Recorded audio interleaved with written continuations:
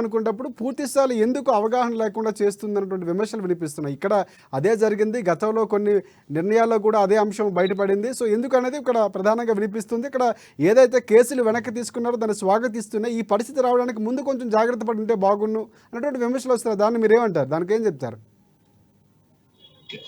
ముందుగా ANN news ప్రేక్షకులకు మీకు ప్యానల్ ఉన్న వారికి నమస్కారం. కాకపోతే ఈ రోజు ఏదైతే హెచ్యూసి ల్యాండ్ గురించి ఏదైతే జరిగిందో నిజంగా కూడా అది బాధాకరం.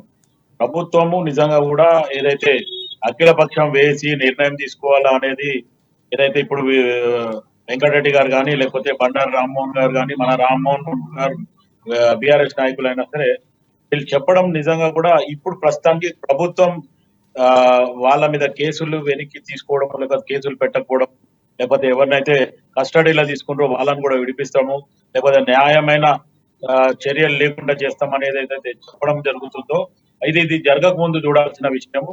ఇక అది జరిగిపోయింది కాబట్టి ఇంకోటి ఏమంటే ఈరోజు మా రామ్మోహన్ గారు బీఆర్ఎస్ నాయకులు మాట్లాడిన దాంట్లో ఎక్కడ కూడా ఒక్కసారి వాళ్ళు 10 సంవత్సరాలలో వాళ్ళు ఏం చేసిండ్రు, అసలు మొత్తానికి ఒక నిరంకుశ పాలన ఎట్లా చేసిండ్రు అనేది ఒక్కసారి ఆలోచించుకోవాలి. అది ఆలోచించకుండా మా రామ్మోహన్ భాయ్ మాట్లాడుతుండు. కానీ ఈ రోజు ఈ మొత్తానికి ఈ 30-40 ఏళ్ల రాజకీయంలో టీఆర్ఎస్ ఒక ప్రశ్న నాది ప్రధానంగా అంటే ఇలాంటి నిర్ణయాలు తీసుకోవడంలో చాలా వరకు ఒక టీం ఉంటుంది, వారిని సంప్రదిస్తారు, ఎలా ముందుకు వెళ్ళాలి, ప్రొసీడింగ్స్ ఇవన్నీ కనుక్కోవడం, అక్కడ ఉన్నటువంటి ఇన్ఫర్మేషన్ ఇవన్నీ ఉండాలి. సో ఎందుకు ప్రభుత్వం అంత వ్యూహాత్మకంగా వెళ్ళలేకపోతుంది, అంత పర్ఫెక్ట్గా వెళ్ళలేకపోతుంది? అంటే సలహాదారులు ఏమైనా ఇవ్వడంలో లోపం ఉందా, లేకపోతే రేవంత్ రెడ్డి గారి నిర్ణయం లేదంటే ఇందాక మాట్లాడుతున్న ఢిల్లీ నుంచి రావడంలో ఈ జాప్యం జరుగుతుందా?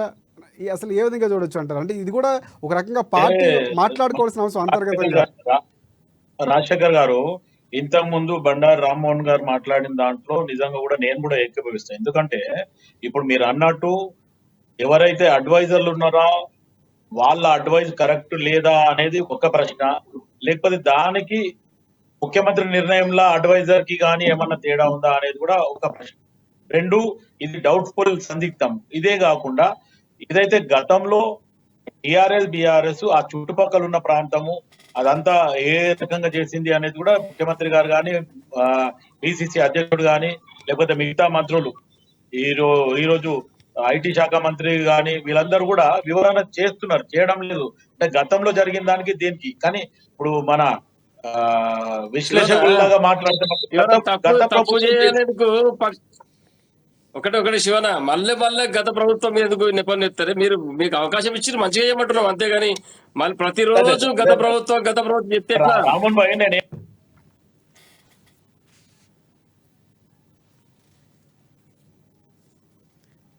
రైట్ శివలాల్ గారు లైన్ కట్ అయినట్టుంది. ఎస్ రామ్మోహన్ గారు చెప్పండి, ఏదో